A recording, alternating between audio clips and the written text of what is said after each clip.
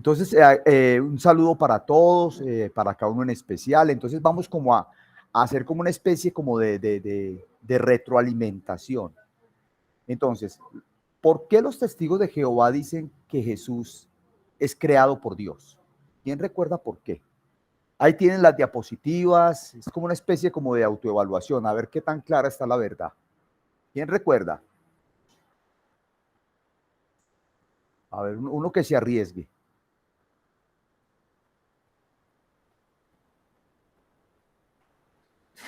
¿Recuerdan ustedes? Miren las diapositivas, ahí tienen el material. Profe, qué pena, ¿se puede repetir la pregunta? Bueno, ¿por qué los testigos de Jehová creen que Jesús es una creación de Dios? O sea, que Dios creó a Jesús. ¿En qué se basan ellos para afirmar eso? Esa es la pregunta. ¿Quién recuerda? A ver. O sea, ellos se basan en la Biblia, creo Sí. que específicamente en los versículos donde se menciona la palabra unigénito y primogénito, donde la interpretación que dan ellos es como de que fue creado, precisamente, fue el primero, digamos, como la primera creación de Dios, como que la palabra alude, según ellos, a eso.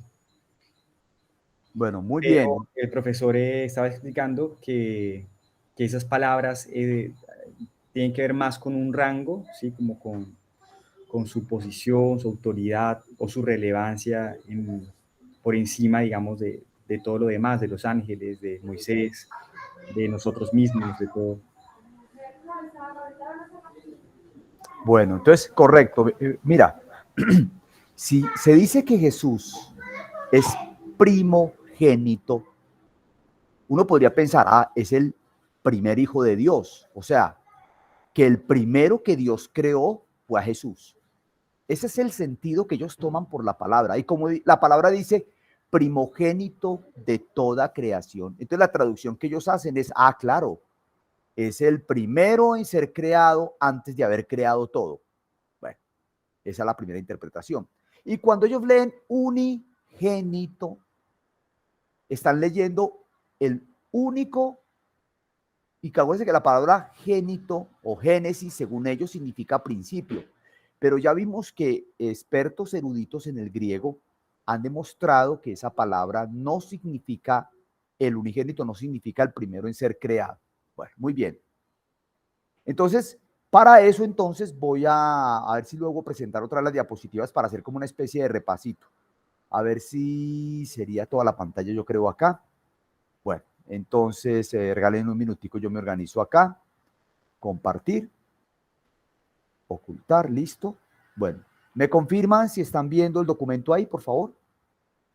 Sí, señor. Bueno, entonces vamos como a hacer un repasito porque es muy importante que estemos constantemente recordando las cosas. Me hace acordar del apóstol Pedro. Yo no ceso de repetirles las mismas cosas. La repetición es la mamá del entendimiento. O sea, cuando uno le repiten y le repiten y le repiten, uno va teniendo mayor claridad sobre el tema. Entonces, estoy pasando a la parte clave. Ya esto lo explicamos la vez pasada, que los testigos de Jehová han adulterado las escrituras y aparentemente es una correcta traducción decir que era un Dios, pero ya vimos en el original griego que la palabra no es un Dios, sino que era Dios, que es la correcta.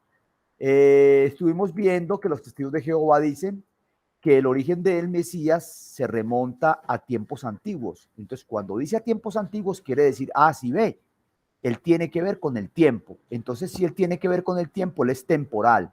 Luego, si el Mesías es temporal, entonces fue creado. Bueno, pero vimos que si lo contrastamos con Miqueas 5:2 en la versión nueva traducción viviente, dice, cuyos orígenes vienen desde la eternidad, donde no hay tiempo.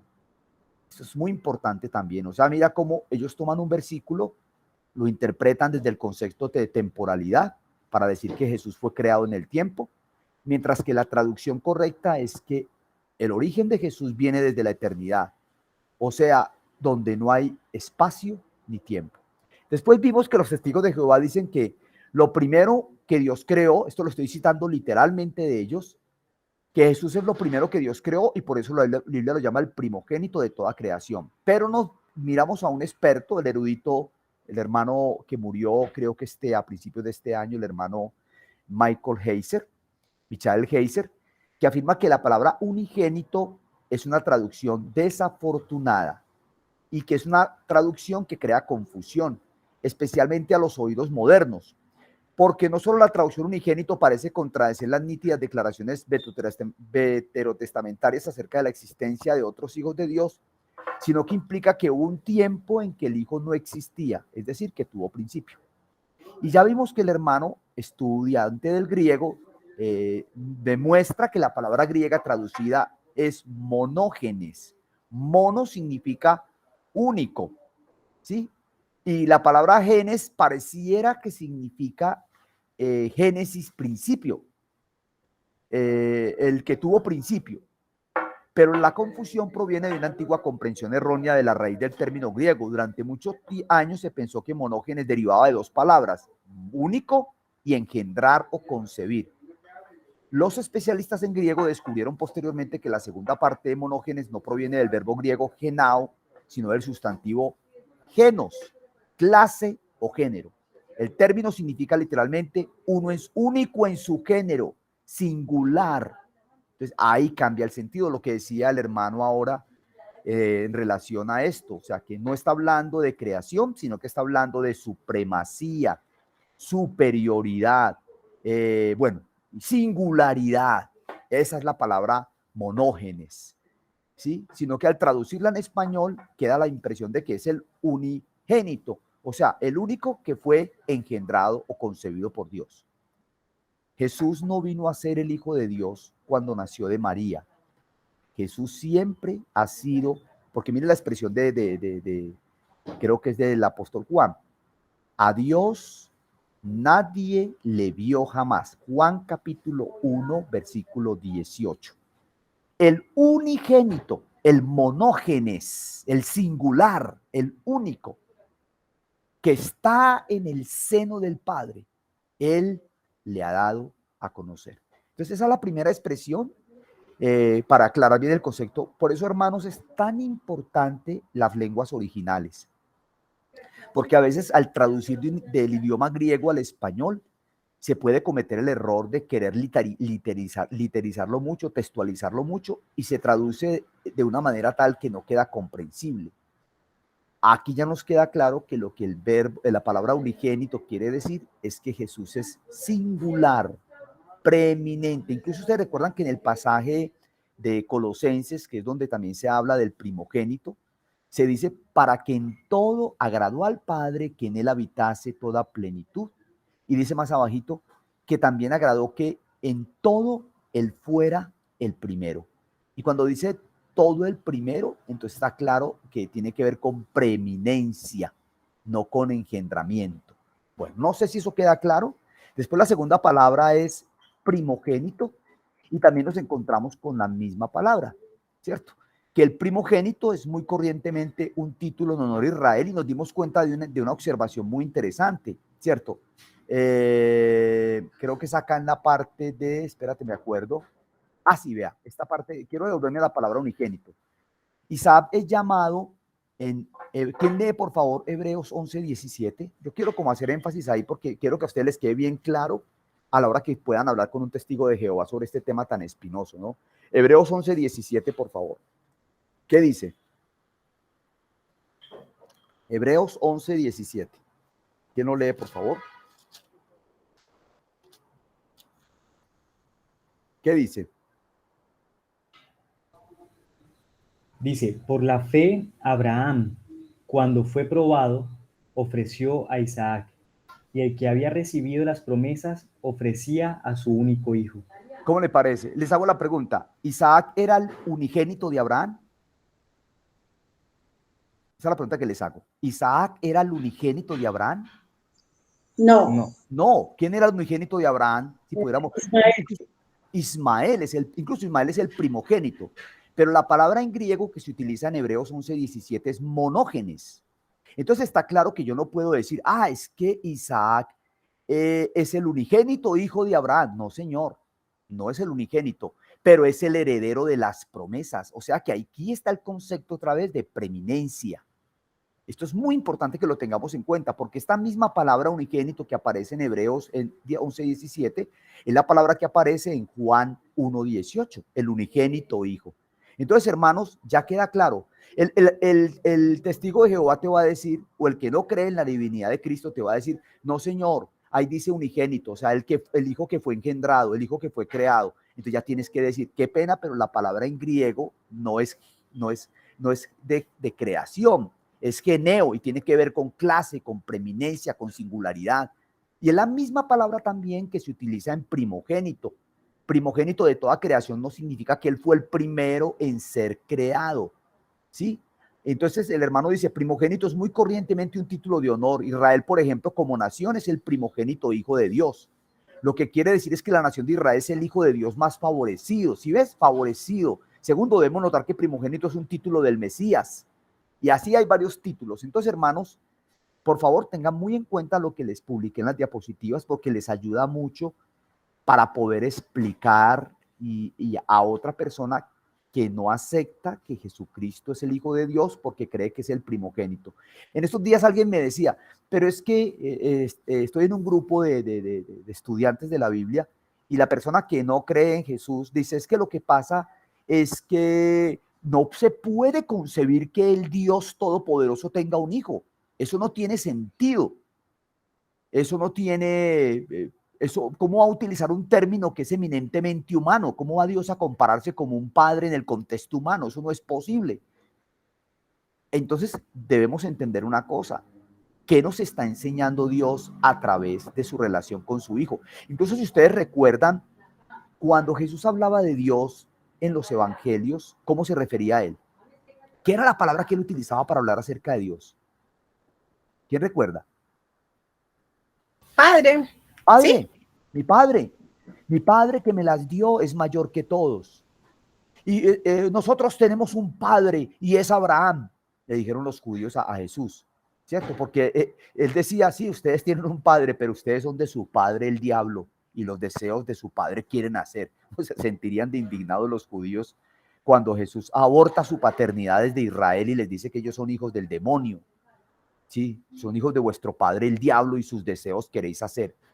Porque él constantemente enfatizaba que era hijo de Dios. Incluso ustedes recuerdan que una vez lo iban a apedrear y dijeron que lo querían apedrear por una razón, porque tú siendo hombre, ¿recuerdan esa expresión?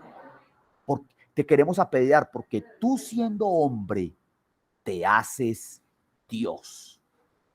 Imagínense cuando les dijo, antes que Abraham fuese yo soy. Incluso ellos le dijeron, no tiene usted tantos años, no recuerdo exactamente cómo dice el texto, y has visto a Abraham. O sea, el Señor tenía en ese tiempo, bueno, hablemos de la edad normal, 33 años. Y has visto a Abraham, ¿qué has visto a Abraham? Y el Señor le sale con esa respuesta, antes que Abraham fuese. Incluso le dijo una frase más fuerte todavía, Abraham se alegró de que habría de ver mi día. ¿Cómo le parece? Esas son frases impresionantes. El judío entendió claramente que lo que Jesús quería decir es que yo soy uno con Dios. Bueno, hay otro texto que me parece muy interesante, no lo incluí aquí en las diapositivas, lo voy a incluir cuando lo corrija. Creo, a ver hermanos, si recuerdo el texto, excúsenme que a veces mi memoria me falla, pero voy a buscar el texto aquí regalo un minutico, lo voy a buscar en mi buscador, aquí en internet. Bueno, regalo un minutico que voy a buscar un versículo. Ahorita estamos hablando que llegue y se siente como de reina.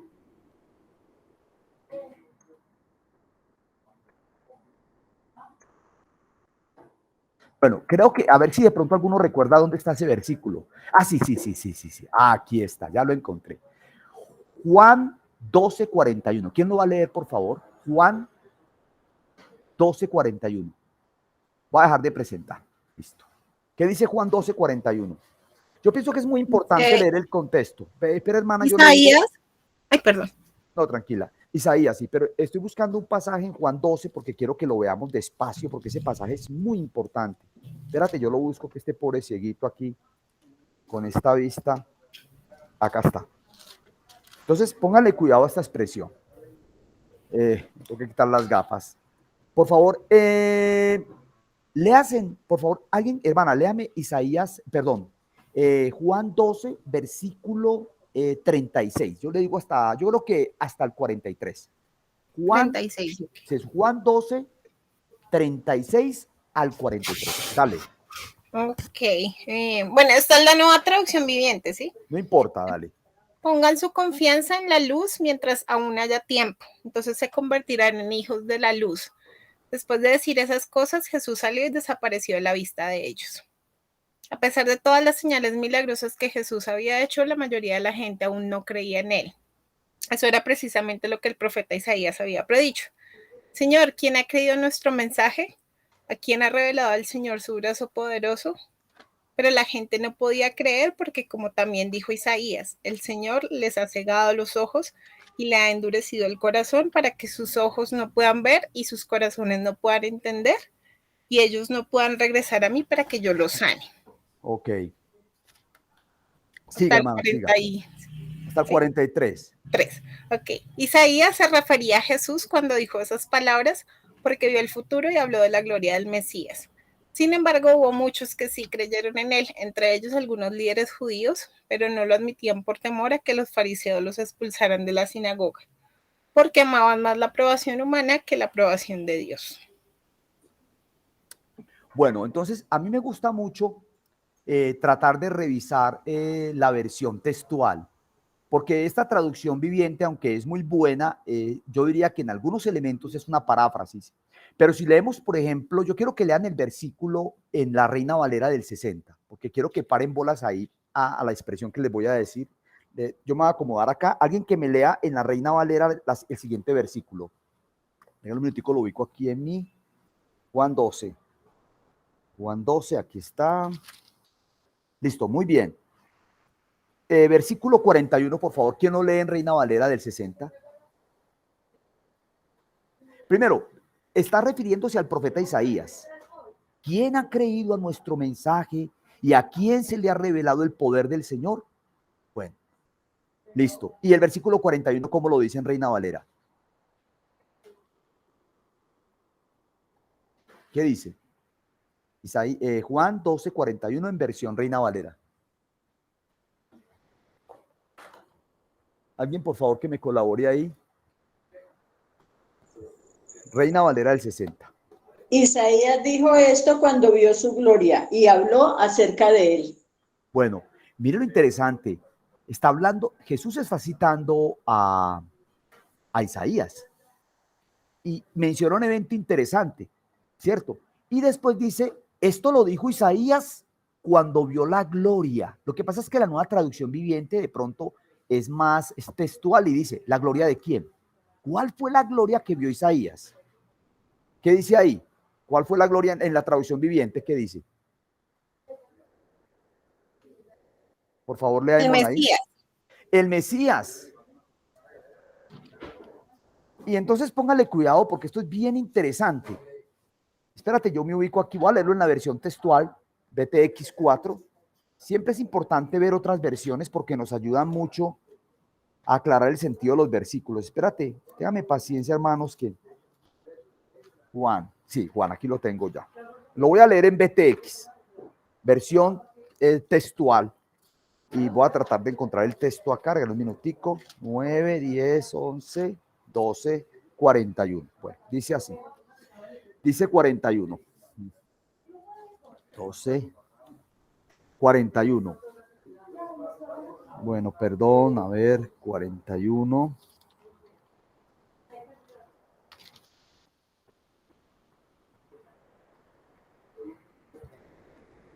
Bueno, espérate un momentico. Voy a quitarme las gafas, hermanos, porque lastimosamente ya no. Versículo 41. Esto dijo Isaías porque vio su gloria y habló acerca de él. Entonces la pregunta es, oiga, ¿De qué gloria está hablando el profeta? ¿De qué gloria está hablando el Señor Jesús? ¿A qué se refería esto? Y entonces ustedes recuerdan que hay un pasaje en Isaías 6 y mira lo que pasa. Vamos a leerlo. Entonces vamos a irnos al Antiguo Testamento, a Isaías capítulo 6, porque está hablando de ese evento. Pero entonces yo quiero que ustedes observen un detalle muy interesante. Entonces lo voy a leer aquí en la nueva versión internacional. Isaías 6. Entonces anoten por favor Juan 12, 36 al 43 y lo vamos a contrastar ahora con Isaías 6. El año de la muerte del rey Usías, vi al Señor. Les hago una pregunta. ¿A quién vio Isaías? ¿A quién dice Isaías que vio? Observen la frase. Vi al Señor excelso y sublime, sentado en el trono. Las orlas de su manto llenaban el templo. Por encima de él había serafines, cada uno de los cuales tenía 6 alas. Con 2 de ellas se cubrían el rostro, con 2 se cubrían los pies y con 2 volaban y se decían el uno al otro: Santo, santo, santo es el Señor Todopoderoso, toda la tierra está llena de su gloria. Al sonido de sus voces se estremecieron los umbrales de las puertas y el templo se llenó de humo. Entonces grité: ¡ay de mí, que estoy perdido! Soy un hombre de labios impuros, vivo en medio de un pueblo de labios blasfemos, y no obstante, mis ojos han visto al Rey, al Señor Todopoderoso. Entonces, a ver, hermanos, ¿a quién vio Isaías en Isaías 6? Al Señor Jesucristo. Bueno, eso lo dices ahora, pero por ejemplo, si alguien lee ese texto, si un judío lee este texto, ¿a quién dice el judío que vio Isaías? No piensen en uno que cree en Jesús, piensen en uno que no cree en Jesús. Un judío que está leyendo Isaías 6 dice: ¿a quién se le presentó al profeta aquí en Isaías 6? ¿A quién dice el que vio? A Yahvé. Exacto, vio a Dios. Pero lo interesante es que cuando Jesús habla de ese versículo, el apóstol Juan, el que hace la interpretación del texto, dice: esto dijo Isaías cuando vio la gloria de Jesús. Entonces, ¿cómo así? ¿A quién vio Isaías en el Antiguo Testamento? ¿Vio a Dios o vio a Jesús? ¿O será que viendo a Dios veía a Jesús? ¿O será que viendo a Jesús se ve a Dios? ¿Van entendiendo lo que les quiero decir? Que el Señor enfoca en el Evangelio de Juan, se enfoca la divinidad de Jesús. Y yo me imagino que sentirían los judíos cuando alguien le decía: vea, lo que Isaías vio en Isaías 6 fue la gloria de Jesús. ¿Cómo así que de Jesús? ¿Cómo así que del Mesías? Si el Mesías es un hombre. No, Señor, vio la gloria de Jesús. No, él vio a Yahvé. Señor, muéstranos al Padre. Felipe se le acercó y le dijo: Señor, muéstranos al Padre y nos basta. Y entonces mira lo que le dice el Señor. Felipe, creo que es Felipe, ¿no? Hace tanto tiempo que estoy con ustedes y no saben que quien me ha visto a mí, ¿qué dice el texto? ¿Quién me ha visto a mí? Termino, ¿no? Que lo termine. Ha visto al Padre. Eso. Entonces, mira lo interesante.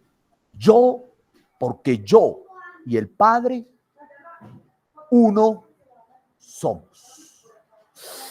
Tremenda palabra. Imagínense para Felipe, que es un judío, que sabe que Jesús, cuando habla del Padre, se refiere a Dios, a Yahvé, al excelso, al sublime. Le está diciendo: Felipe, cuando tú me ves a mí, ves a Yahvé. ¿Y sabes por qué, Felipe? Porque Yahvé y yo somos uno. Tremendo. Por eso los judíos lo querían apedrear. ¿Cómo es que usted se atreve a decir que es hijo de Dios? Usted es un hombre común y corriente. Usted es hijo de fornicación. Hermanos, ustedes leen esos versículos, pero ¿sabe qué es lo que pasa? Que uno no entiende el contexto cultural. Cuando ellos le dicen a Jesús que es hijo de fornicación, le están diciendo: usted es el fruto de una relación, ¿qué? Sexual, ¿qué? Ilícita. Entonces les hago una pregunta: ¿qué sabían los judíos acerca de Jesús que le dijeron a él que él era un hijo de fornicación? Nosotros somos hijos de Abraham, nosotros no somos hijos de fornicación. Pregunta: ¿Qué le estaban diciendo los judíos a Jesús? ¿Por qué le decían que él era un hijo de fornicación? ¿Por qué creen ustedes? A ver, ¿qué piensan ustedes? ¿Por qué lo llamaban hijo de fornicación?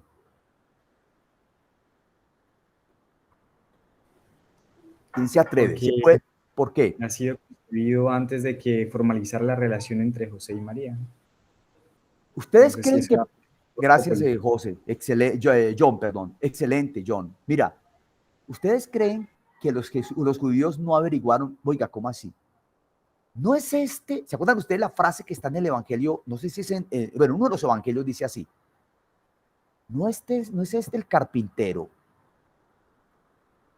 O sea, y empiezan a hablar de él como un ser humano. No conocíamos a sus hermanos. O sea, Jesús era una persona conocida por la gente. Y usted se imagina cuando él empieza a hablar y a decirle a la gente, no, mi padre, José, ¿o a quién se refiere usted? Y no solamente eso.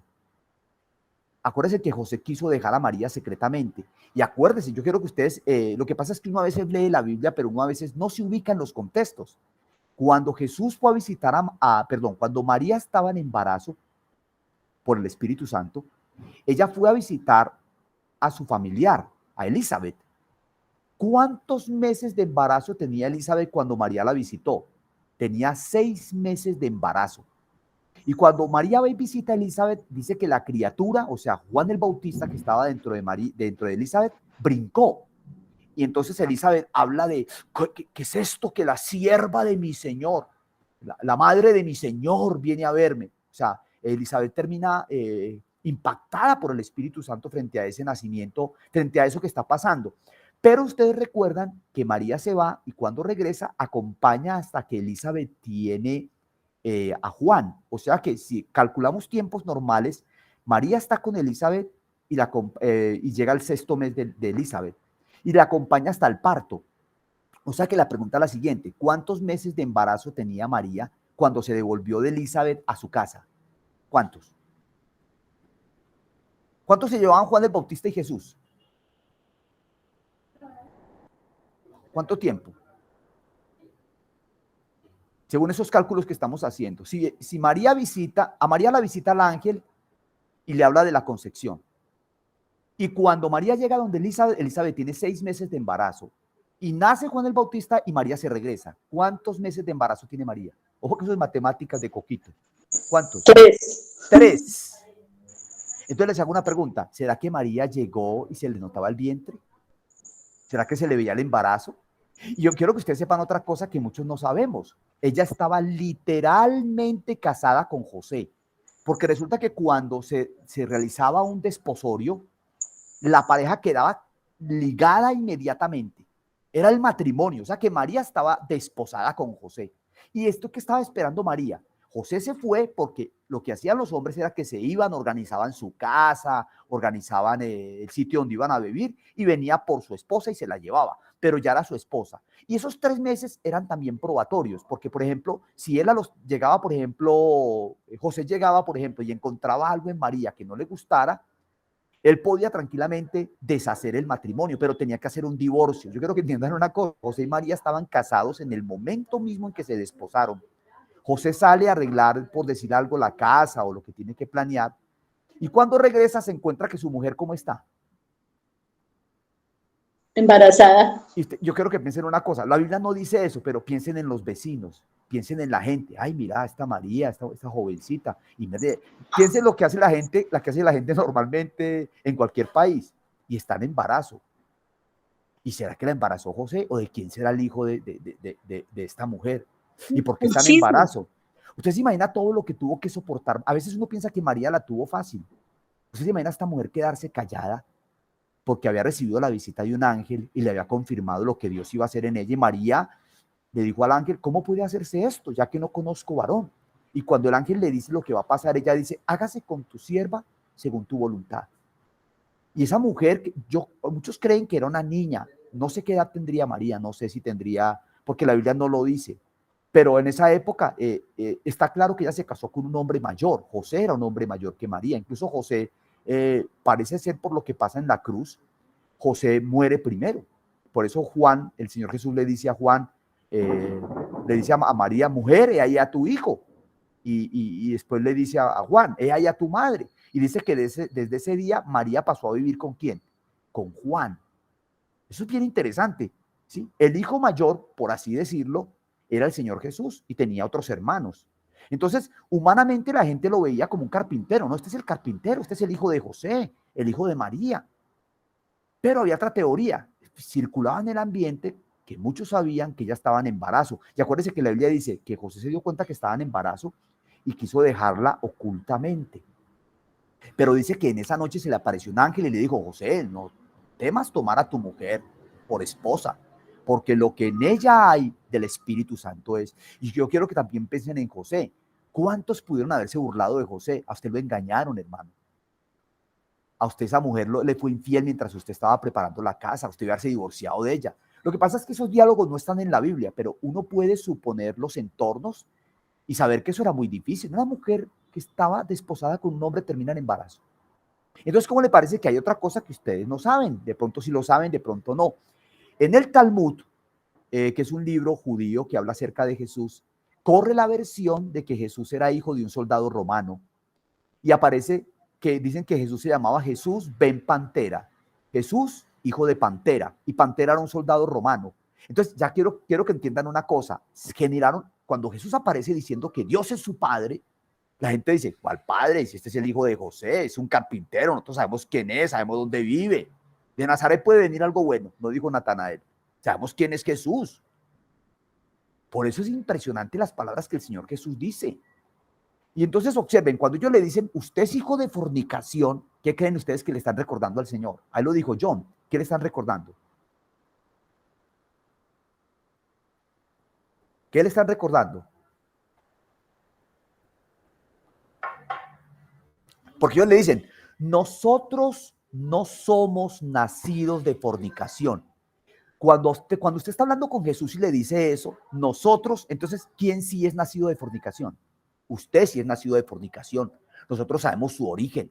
Nosotros sabemos quién era su papá y nosotros sabemos que hay, o sea, me explico, había una versión en torno al nacimiento de Jesús que no se la tragaban ellos de que era algo sobrenatural. Entonces, esto es muy importante para nosotros, comprenderlo, porque a veces no lo vemos así, no lo vemos desde lo cultural. Y aquí tenemos que entender por eso cuando Jesús dijo, antes que Abraham fuese, yo soy. Abraham se alegró de que había verme, no tienes tantos años y has visto a Abraham. Mis hermanos, esa escena la quiero llevar ahora a Isaías. Todo judío sabía que en Isaías había visto a Yahweh, pero ¿qué es lo que dice Juan? ¿Qué fue lo que vio Isaías allí? ¿Vio la gloria de quién? ¿La gloria de quién vio Isaías? De Cristo. De Cristo. Entonces, hermanos, yo quiero que ustedes vean que ese pasaje de Isaías 6 y ese pasaje de Juan 12 es un pasaje que nos muestra el origen del Señor Jesucristo. ¿Cómo así? Si los testigos de Jehová dicen que en el principio era el verbo y el verbo era con Dios y el verbo era Dios y el verbo era un Dios, ¿cómo es que que supuestamente es un creado por Dios es la gloria que se vio en Isaías capítulo 6? ¿Cómo así? Que Yahvé del capítulo 6 es Jesús del Nuevo Testamento. ¡Ah, qué interesante! Entonces ahí tenemos un argumento más para mostrar que las escrituras afirman la divinidad de Jesús. Hay otro pasaje, no sé, hermanos, si quedó claro la explicación que di o tienen alguna pregunta. Aprovechen este momento para preguntarnos. ¿Quedó claro el concepto que expliqué ahí o no?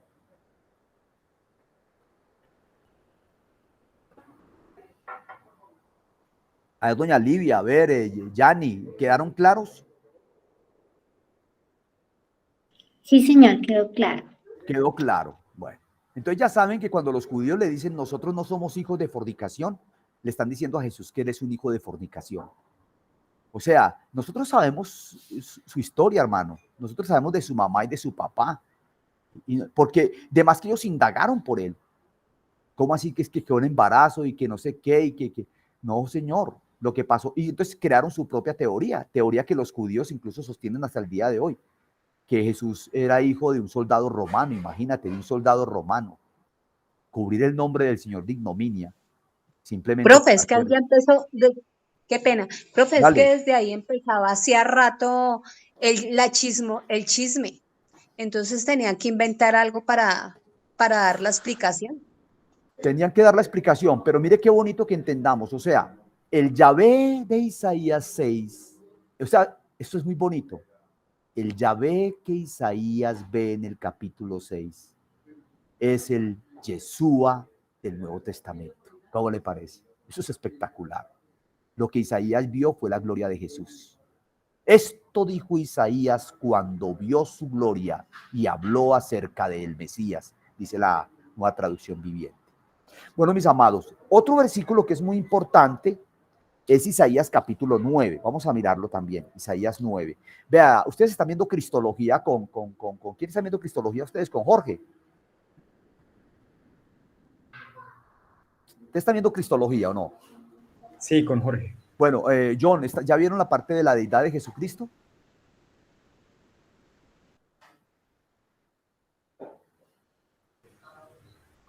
¿Ya vieron el tema de la deidad? Jesucristo como Dios. Sí, creo que ya lo vimos. Qué pena, profe. Es que yo también, como no tenía buen internet, sí. esas clases no las he... O sea, lo último que hemos visto, creo que sí. Bueno, entonces aquí estoy reforzando la cristología. ¿Se acuerdan ustedes que yo les dije a usted que una seña de una secta es que tiene una cristología defectuosa? O sea, denigra o degrada al Señor Jesucristo. ¿Sí? O lo pone en las mismas condiciones de otro. Por ejemplo, José Smith y Jesús. ¿Sí?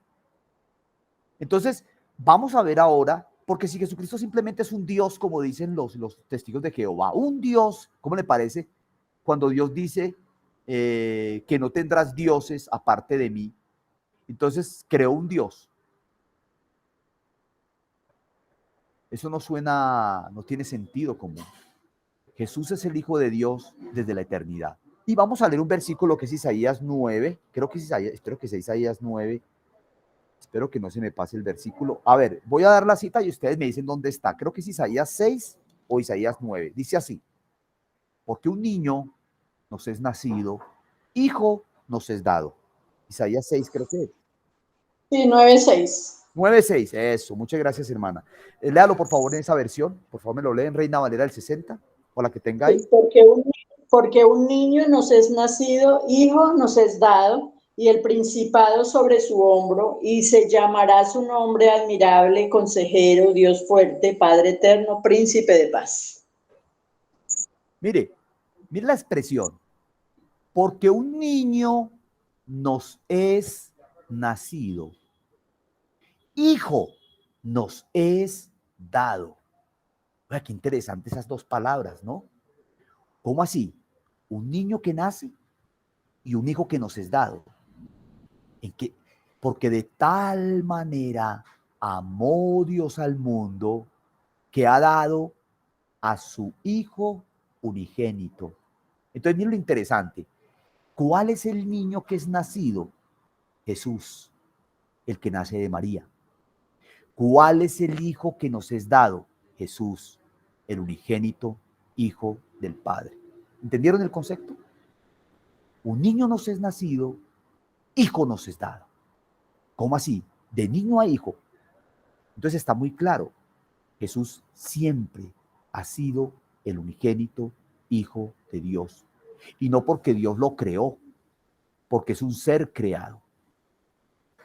Jesús recibe la misma alabanza y la misma adoración que recibe Dios. Usted recuerda que cuando Tomás ve las heridas del Señor Jesús, dice: mete tu mano, Tomás, mete tu mano aquí en mi costado. ¿Se acuerdan ustedes qué es lo que dice Tomás cuando eso sucede? ¿Quién recuerda la frase que dice Tomás? Dice dos palabras. ¿Cómo lo llama? ¿Quién recuerda? Hasta que él no vea, no creía. Hasta que no metiera el dedo en la llaga, él no creería. Pero cuando Jesús lo invita a meter la mano, él no lo hace, pero él dice dos frases. ¿Quién recuerda las frases que dice Tomás? ¿Quién la recuerda? A ver, los hermanos tienen que cascarle duro a esa escritura. A ver, ¿cuál es la palabra que le dice Tomás a Jesús ahí? ¿Quién recuerda? A ver, uno que lo va a darle el tiempito para que yo la voy a buscar acá, pero les voy a dar el tiempito para que ustedes por favor la piensen. A ver, ¿cuál es la palabra que Tomás le dijo a Jesús? ¿Qué le dijo Tomás a Jesús? ¿Qué le respondió? Cuando él le dijo que metiera mi mano, mete tu mano. Él le dijo algo más. ¿Quién recuerda? Le dice, Señor mío, Dios mío. Ah, ¿cómo la ves, John? ¿Cómo Es es como esa expresión? parecido a lo que dijo, ¿quién fue? Creo que Natanael, la primera vez que se encontró con Jesús, me parece. Vea, eso, y gracias, vea, John, ahí usted me ayudó. Espérate un momentico, antes nos metemos en esa historia. Entonces voy a contarles, mire, ¿por qué Tomás le dice a Jesús dos títulos? Señor mío, esa es una palabra que se utilizaba solamente para Adonai. Incluso los judíos no llamaban a Dios con el nombre de él, nunca lo pronunciaron. Y en su lugar utilizaban la palabra Adonai, que significa Señor, porque no saben pronunciar su nombre. ¿Y cómo lo llama Tomás? Señor mío. ¿Y qué más? Dios mío. ¿Cómo le parece? ¿Qué está diciendo Jonás acerca, perdón, qué está diciendo Tomás acerca de Jesús? ¿Qué está declarando? ¿Qué está declarando? ¿Qué nos está diciendo Tomás acerca de Jesús en esa declaración? Que es su Señor. No, no solamente eso. La segunda, La deidad. que Dios le está diciendo, Dios, Señor mío, Dios mío. Y la palabra en griego es Theos, Dios. O sea, está llamando a Jesús Dios. Está declarando su deidad. Bueno, voy a tomar ahora el pasaje de Natanael. Entonces, mire, John, aquí hay dos cosas que hay que tener presente. El antiguo interpretado a la luz del nuevo. Vamos a ver el Antiguo Testamento interpretado a la luz del nuevo. Bueno, entonces para eso vamos a leer primero Génesis capítulo, creo que es Génesis capítulo 28, por favor. Génesis capítulo 28, por favor, vamos a leerlo. Yo les voy a hacer preguntas porque yo lo que quiero es que ustedes queden claro con los textos. Seguimos ahondando en el tema de la divinidad de Jesucristo, para que ustedes tengan versículos para hablar con un testigo de Jehová y argumentos. Bueno, entonces, en Génesis 28, creo que es 28 si no estoy mal, sí. Espera un momentico, 28, momentico.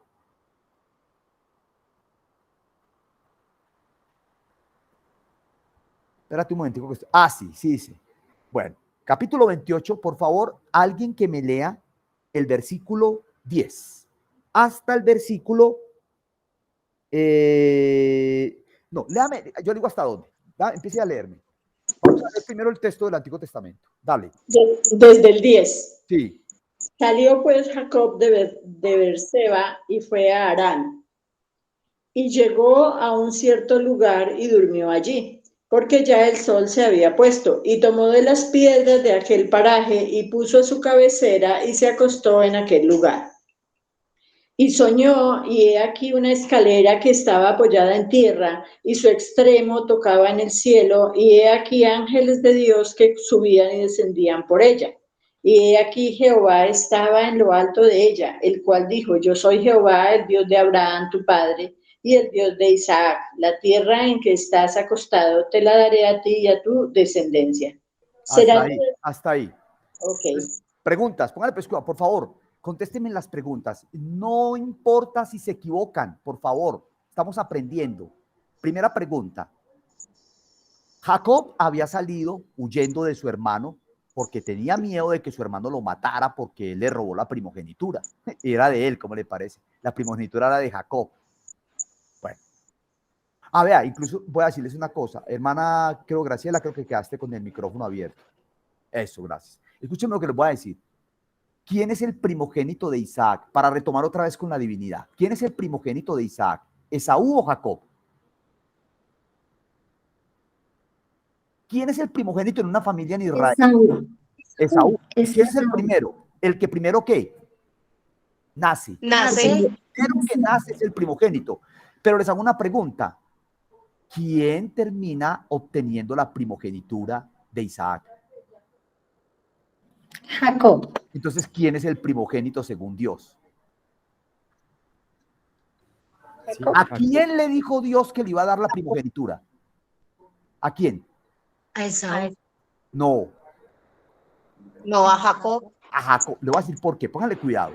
Rebeca habla con Dios, por eso es tan importante irse a los relatos de las escrituras. Aquí voy a aclarar otra cosita, excúsenme en que me devuelva un poquitico atrás, pero les voy a mostrar un texto muy interesante para aclarar esto. A ver, un momentico, por favor, regálenme acá. Muy bien, entonces voy a leer, escúchenme la historia, anoten la cita siquiera, Isaías 25 del versículo 19 en adelante. Ahora lo conecto otra vez con la historia que leyó la hermana. Isaías 25, espera que me pongo las gafas de leer, que estas gafas me tienen loco. Ahora sí. Eso, a cambiarme las gafas. Dice así, esta es la historia de Isaac, el hijo que tuvo Abraham. Isaac tenía 40 años cuando se casó con Rebeca, que era hija de Betuel y hermano de Labán. Betuel y Labán eran arameos de Padán Aram. Isaac oró al Señor en favor de su esposa Rebeca porque era estéril. El Señor oyó su oración y ella quedó embarazada. Pero cuando los niños luchaban dentro de su seno, ella se preguntó, si esto va a seguir así, ¿para qué sigo viviendo? Entonces Rebeca fue a consultar al Señor y él le contestó, Rebeca, 2 naciones hay en tu vientre, 2 pueblos se dividen desde tus entrañas, uno será más fuerte que el otro y el mayor servirá al menor. Entonces pregunta, ¿quién le dijo a Rebeca que el primogénito no era Esaú? ¿Quién? Dios, ¿no? Dios mismo. Dios mismo. El mayor servirá al menor. Eso es bien interesante porque está demostrando que el concepto de primogénito no significa necesariamente el primer hijo. Que Dios llame a Jesús el primogénito, ¿sí? No quiere decir que Él es el primero en ser creado, aunque en el caso de Jesús es algo muy interesante, pero en este momento no voy a detenerme sobre eso porque me enredaría un poquitico la pita ahí. Interesante que la palabra primogénito no significa necesariamente el que nace de primero. En el caso de Esaú y Jacob, el que nació de primero fue Esaú. Aunque ustedes recuerdan de dónde lo tenía agarrado Jacob. Cuando nació Esaú, ¿de dónde lo agarró Jacob? De un pie, del talón. Del talón. O sea, en otras palabras, ¿eso qué quiere decir?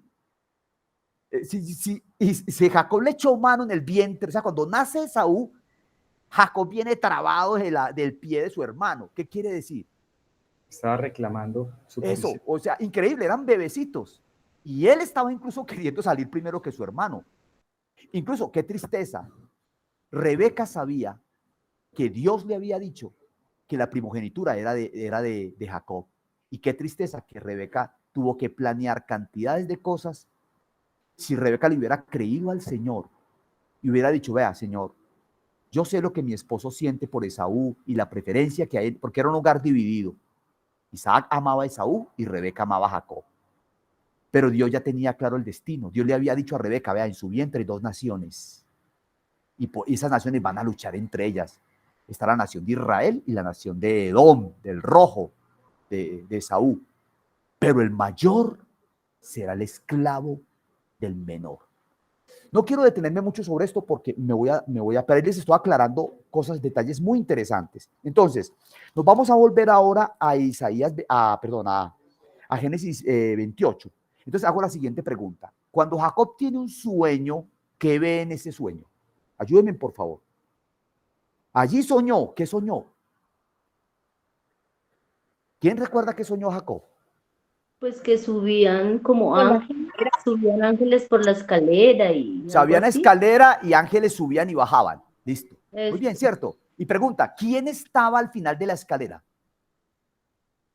Cristo. Dios. No, tienes que leerlo desde el Antiguo Testamento, no puedes verlo desde el Nuevo. Entonces Dios. Yo quiero que entiendan una cosa, porque esta es la manera de entender el pasaje. Si usted es un judío y está leyendo Génesis capítulo 28, está diciendo, ese Yahweh, porque la parte de arriba dice, pero por ella subían y bajaban los ángeles de Dios. En el sueño, el Señor estaba de pie junto a él y le decía, junto a Jacob, yo soy el Señor, el Dios de tu abuelo Abraham y de tu padre Isaac. a ti y a tu descendencia les daré la tierra sobre la que estás acostado. Ah, era Yahweh. El que estaba ahí era Yahweh. Si usted le pregunta a uno, cualquiera que lea este pasaje le va a decir, ese es Yahvé el que está ahí. Y todo judío le va a decir eso, ese es el Dios de Israel, el Dios que se le apareció a Abraham y le dijo, sal de tu casa y de tu parentela. Porque ellos no saben nada de Jesús, ellos sabían que iba a venir un Mesías, pero para el judío no estaba claro, para el judío no estaba claro, o más bien para el israelita, que ese Mesías tenía una identidad con Dios tan comprometedora. Entonces vamos a verla en el caso de Natanael. Entonces ahora sí me voy a ir al pasaje que me dio el hermano John. Eso está en Juan capítulo 1.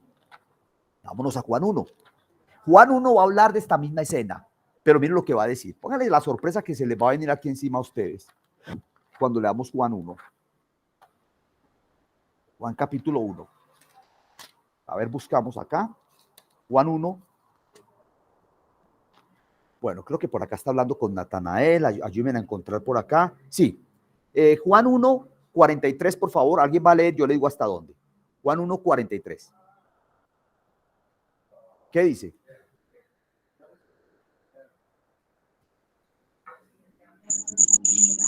El siguiente día quiso Jesús ir a Galilea y halló a Felipe y le dijo, sígueme. Y Felipe era de Betsaida, la ciudad de Andrés y Pedro.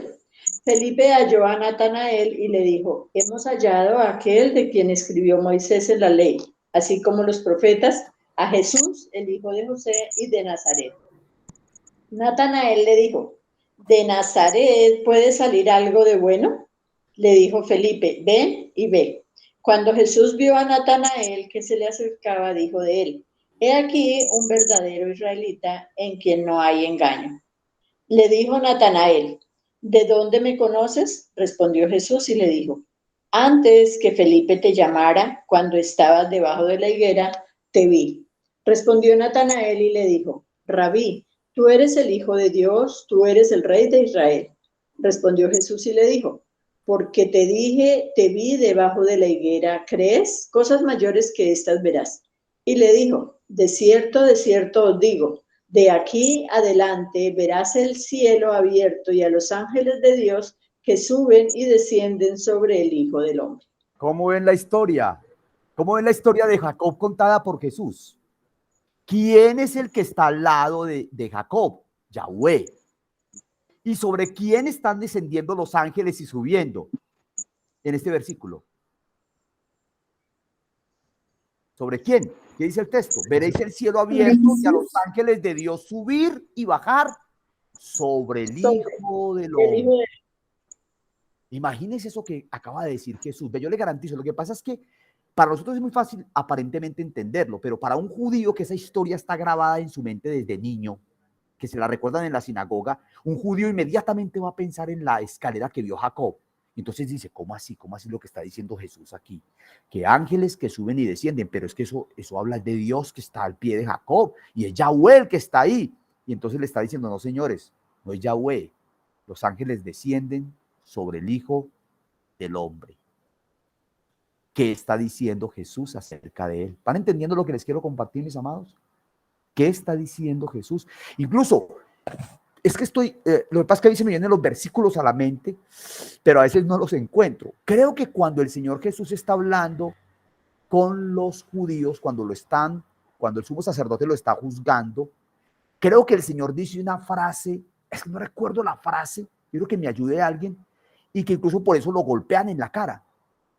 Pero dice algo.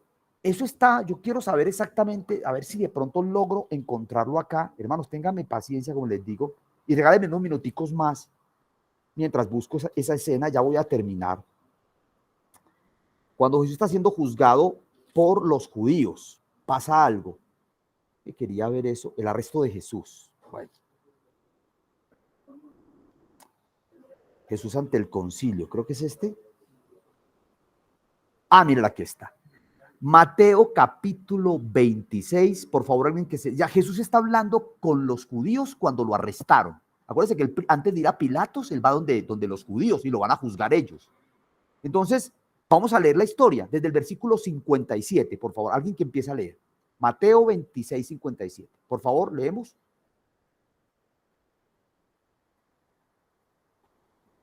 Los que prendieron a Jesús.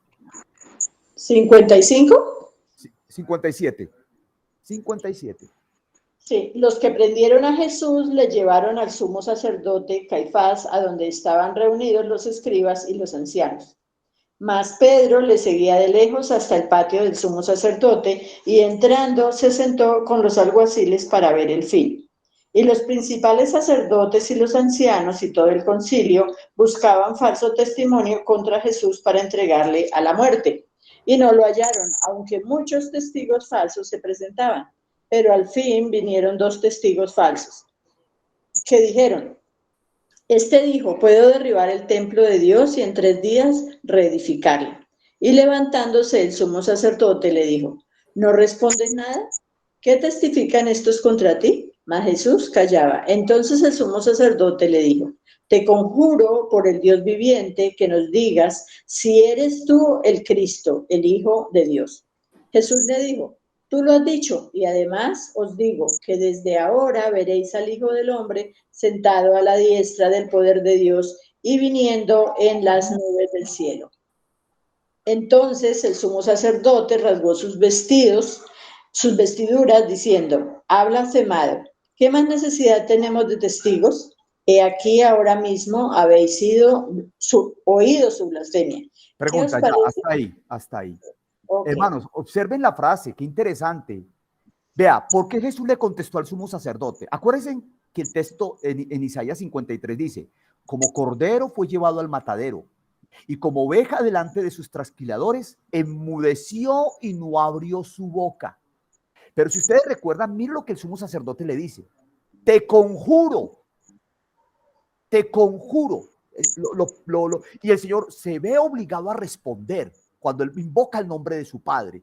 Te conjuro, le dice, te conjuro por el Dios viviente, que nos digas si eres el Cristo, el Hijo de Dios. Y miren lo que le dice. Jesús le dijo: tú lo has dicho. Y además, les digo que desde ahora veréis al Hijo del Hombre. Hermana, para que cierre el teléfono, hermana Graciela, cierre el teléfono ahí para que no, eso. Veréis al Hijo del Hombre sentado a la diestra del poder de Dios. Y vuelve a repetir la frase. Y viniendo en las nubes, ¿de qué dice ahí? En las nubes del cielo. ¿Van comprendiendo lo que Jesús está diciendo?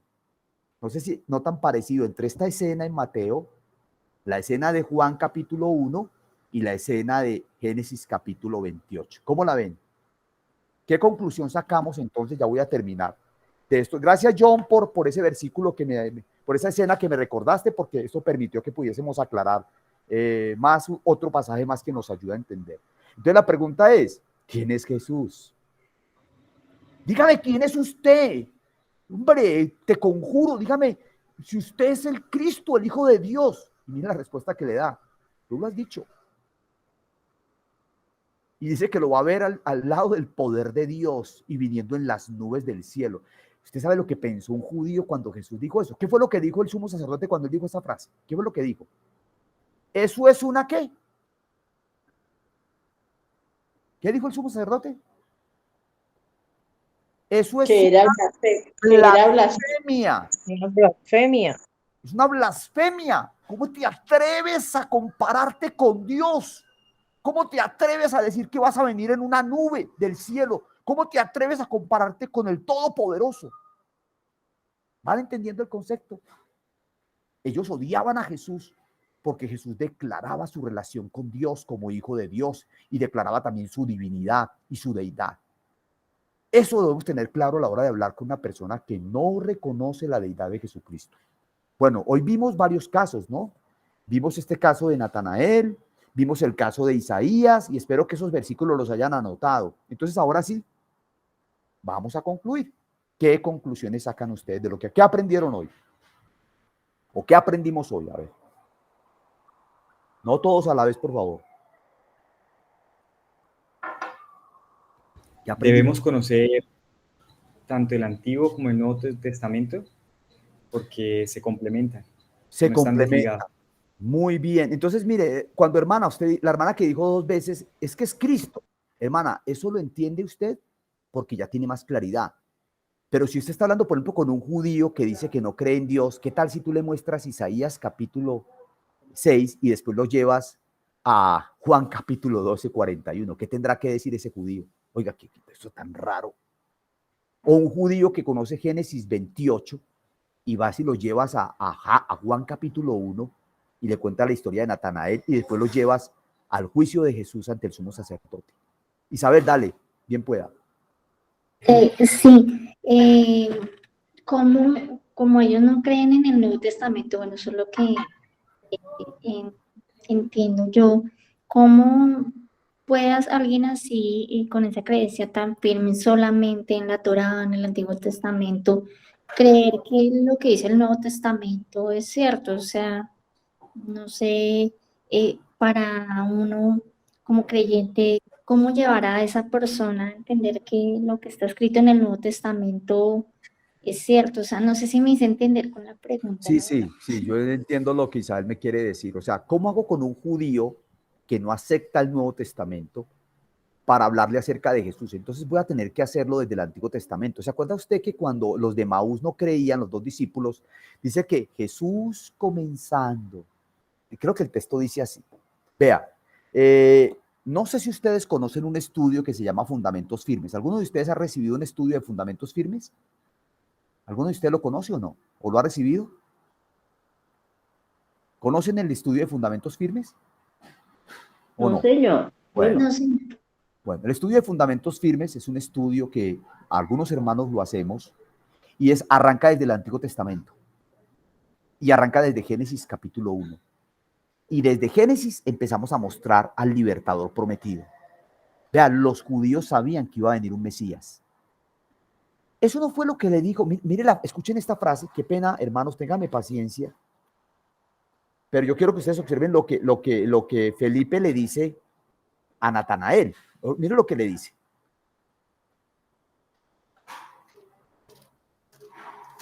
Espérate un momentico. Aquí en Juan. Observen la frase. Dice, Natanael, sí, dice. Un momentico, Señor, ayúdame. Ya, dice. Felipe halló a Natanael y le dijo, hemos hallado a aquel de quien escribió Moisés. Hermanos, ¿qué libros escribió Moisés? ¿Qué libros escribió Moisés? El Pentateuco. Entonces está diciendo que Moisés escribió acerca de quién, de él. Y dice, y hemos hallado a aquel de quien escribió Moisés en la ley, así como los profetas. Qué interesante. O sea que estos judíos estaban viendo al Mesías y esperándolo desde hacía mucho tiempo, porque lo estaban viendo en las escrituras del Antiguo Testamento. Tú no le puedes, a ver, el judío tiene clara la del Mesías. Lo que pasa es que ellos no aceptan a Jesús. Pero yo puedo, como el apóstol Pablo hacía con los judíos, demostrarle desde Génesis hasta Malaquías que se habla del Mesías ahí y después apuntar a Jesús. O sea, también soy consciente de una cosa, el nuevo nacimiento es obra del Señor. Vea, yo me esfuerzo porque ustedes entiendan bien. Y así lo hago cuando predico el evangelio, pero yo soy claro que tengo una gran limitación. La gran limitación mía es que el nuevo nacimiento no lo genero yo, el nuevo nacimiento lo genera el Señor. Yo predico como si todo dependiera de mí, y yo predico como si todo dependiera de Dios. Entonces, a un judío, ¿yo cómo le predicaría desde el Antiguo Testamento? Yo le preguntaría, por ejemplo, ¿qué crees tú que significa el pasaje en Génesis 3:15? Y pondré enemistad entre ti y la mujer, entre tu simiente y la simiente tuya. Ella te herirá en la cabeza y tú le dirás en el calcañar. ¿Quién es ese descendiente de Eva que le va a golpear a la serpiente en la cabeza? ¿Quién es ese hijo de Eva? Nacido de una mujer. Entonces ahí empieza, es la primera, lo llaman el protoevangelio. Es la primera mención de Jesús en el Antiguo Testamento. Lo que pasa es que si tú le dices Jesús, él todavía no va a tener claro. porque la Biblia lo llama Emanuel, lo llama el Mesías, sino que en el Nuevo Testamento se le llama Jesús porque está asociado con su misión. ¿Qué significa Jesús? Significa Yeshua, Josué, y significa salvación. Salvación. Y se llamará su nombre Jesús porque él salvará a su pueblo de sus pecados. Bueno, en otro momento de pronto les comparto lo de cronológico, pero muy buena pregunta, hermana. Isabel, bien pueda, dale. No, señor, ya me ha quedado claro. Entonces, definitivamente esto lleva lo lleva en cuenta, o sea, lo lleva a caer en cuenta que definitivamente hay que escudriñar más la escritura. A mí personalmente me cuesta mucho el Antiguo Testamento, me cuesta mucho entenderlo, pero realmente es vital si uno quiere entrar en un proceso bonito que sería compartirle a alguien de esta creencia tan firme también. Correcto. Y espero algún día les voy a hablar de fundamentos y de pronto algún día los invito a un estudio de fundamentos. Fundamentos firmes es un estudio que arranca desde Génesis y se va por las historias principales de la Biblia. Y le cuento una cosa, si ahí estuviera sentado un judío y me escuchara a mí, yo no le voy a hablar del nombre de Jesús. Yo solamente lo voy a llevar por todo el Antiguo Testamento. Y le cuento una cosa, si ese hombre abre su corazón y el Señor lo toca, él va a ver a Jesús en todas las historias que voy a contar. ¿Ustedes creen que cuando Juan le dice a los judíos, ¿se acuerdan ustedes cuando Juan ve a Jesús por primera vez? ¿Qué es la frase que dice Juan acerca de Jesús? ¿Cómo lo llama Juan a Jesús? ¿Cómo le dice? ¿Quién recuerda cómo lo llamó Juan? El siguiente día vio Juan a Jesús que pasaba por allí y le dijo, ¿qué le dijo? He aquí el Cordero de Dios que quita el pecado del mundo. Vea, para usted como cristiana es muy fácil de decir, ay, el Cordero, sí, Jesús el Cordero, pero yo quiero que usted piense en una audiencia judía alrededor de Juan y que diga, es que este es el Cordero. Y yo, Juan, ¿usted por qué llama a este señor el Cordero? ¿Cómo así que el Cordero de Dios que quita el pecado del mundo? Nosotros usamos la Pascua, nosotros sacrificamos animales, ¿por qué llamas a este hombre Cordero? Incluso creo que la expresión en griego es corderito. ¿Por qué lo llamas así? ¿Por qué lo llamas Cordero? Nosotros ya sabemos por qué lo llamaba Cordero, pero los judíos, imagínense la sorpresa que se llevaron los judíos cuando Juan lo llamó así, el Cordero de Dios. ¿Cómo así que el Cordero? No entendemos por qué el Cordero. Pero los judíos sí tenían una historia de sacrificios, de Pascuas y de cantidades de sacrificios que se habían presentado delante de Dios, o sea que había una historia común. Entonces hay que poner cuidado. Cuando yo hablo con una persona de un contexto cultural diferente, tengo que saber conectar con él para que él entienda lo que yo le quiero decir. Entonces yo creo que voy a concluir ahí porque ya me alargué demasiado. Espero que, yo creo que voy a dejar ahí en cuanto a la primera objeción que los testigos de Jehová nos ponen y muchas sectas más, que Jesús no es Dios y que es una persona creada. Yo creo que con los pasajes que hemos mencionado tenemos suficientes argumentos para estar muy claros en cuanto al tema. Entonces, mis amados, voy a terminar en oración. Les agradezco mucho su paciencia en este momento. Padre, tu Hijo es el Hijo de Dios, no creado, increado, Señor del cielo y de la tierra, Alfa y Omega, principio y fin. Padre, te damos gracias por mostrarnos quién es tu Hijo y que tú y el Hijo son uno solo. Ayúdanos, Señor, a compartir estas verdades con otros que no creen en ti y danos sabiduría, Señor, a la hora de compartir con otros acerca de este tema. Gracias, Padre, por este tiempo que nos has dado. En el nombre de nuestro Señor Jesucristo te alabamos, te exaltamos y te glorificamos. Amén y amén. Bueno, mis hermanos, muchas gracias por su paciencia hoy. Nos alargamos un poquitico más, pero parece que vamos a terminar muy temprano. Creo que es en julio 17 o en junio 17, y me preocupa un poquitico porque de pronto el tema se nos va a quedar corto. Entonces ya la semana entrante voy a tocar otra doctrina de los testigos de Jehová que tiene que ver con la inmortalidad del alma. Los testigos de Jehová no creen en la inmortalidad del alma, y no solamente ellos, muchos más. ¿El alma es inmortal o el alma no es inmortal? Cuando una persona muere, ¿tiene conciencia cuando está muerto? O como dice Eclesiastés, los muertos nada saben. ¿Qué dice la Escritura acerca de eso? Ese es el tema de la próxima clase. ¿Enseña la Biblia la inmortalidad del alma? ¿Enseña la Biblia qué pasa cuando una persona muere? ¿Se queda ahí esperando? ¿Su mente es borrada? ¿Nada sabe? ¿O puede tener conciencia de lo que le está pasando? Eso lo vamos a ver la semana entrante. Entonces, no nos perdamos la próxima clase en 15 días, si el Señor lo permite. Entonces, muchas gracias y una feliz noche.